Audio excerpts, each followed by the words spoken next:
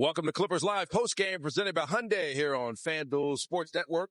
It's the Suns over the Clippers 115-102 as the Clippers come up short on the road once again, and the losing streak extends to 3 games.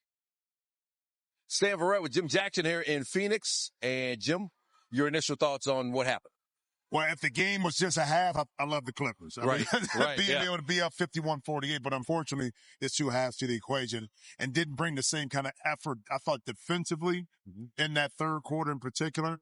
But on the positive side, I did believe that the time that Cam Christie was in the game, it was all positive. This young man earned his way. He played extremely hard on the defensive end, took what the defense gave him, and I thought created an opportunity of trust from the coaching staff and his teammates. And Ty Lue has said he's looking for rotations, looking for chemistry, and so Cam Christie may have played his way into that. Well, I mean, it's one game. Right? And he had an opportunity to show in the meat of the game how much of a value add he could be on the defensive end and offensively. So it's the steps you take. And you got to, and the thing I love about it, Sam, is that he was ready.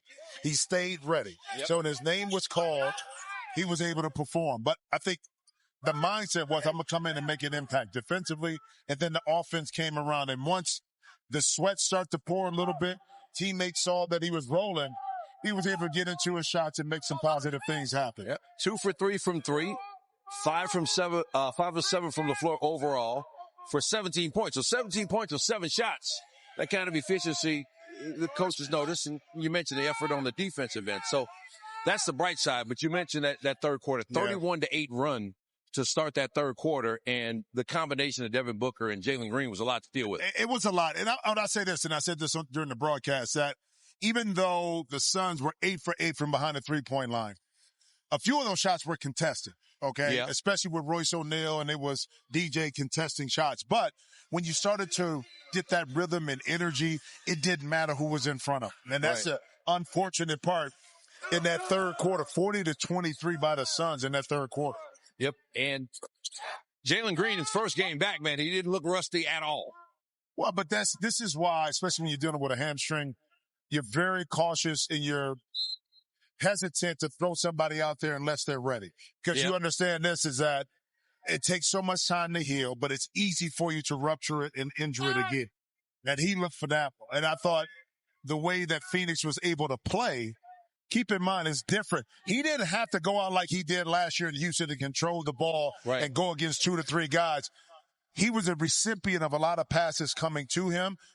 Defenses rotating over, then getting to a spot. So even though he played, some heavy minutes in that first half, he didn't overly have to exert himself like he had to do offensively in Houston. No, he looked confident shooting the ball too. Yes, he did, man. I mean, and you saw flashes of the athleticism that's only going to get better as that hamstring gets more healthy.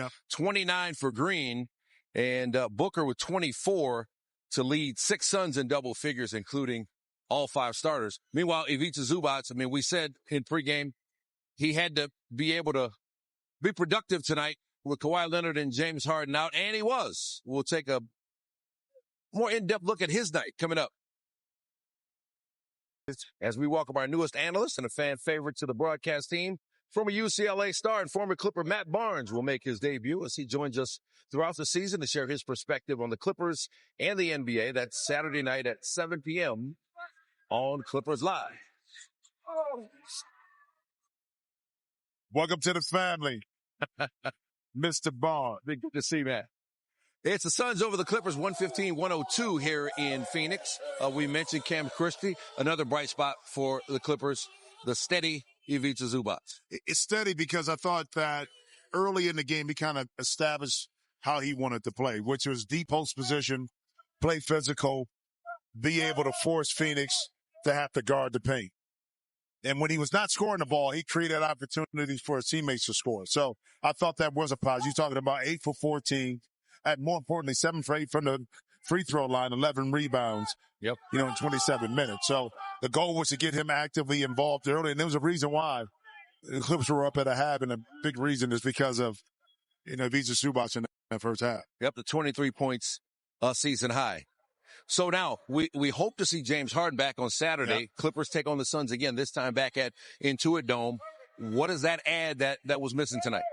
sense of gravity, playmaking, easy shots, a player that we know makes a lot of shots, bad scoring, But again, if he doesn't play, you're at home. The Clippers, you got to take care of your business. You had a chance halfway. You got to complete the puzzle. You got to you prove that you can play with this team. You just didn't finish the deal. All right. So we will see Saturday night.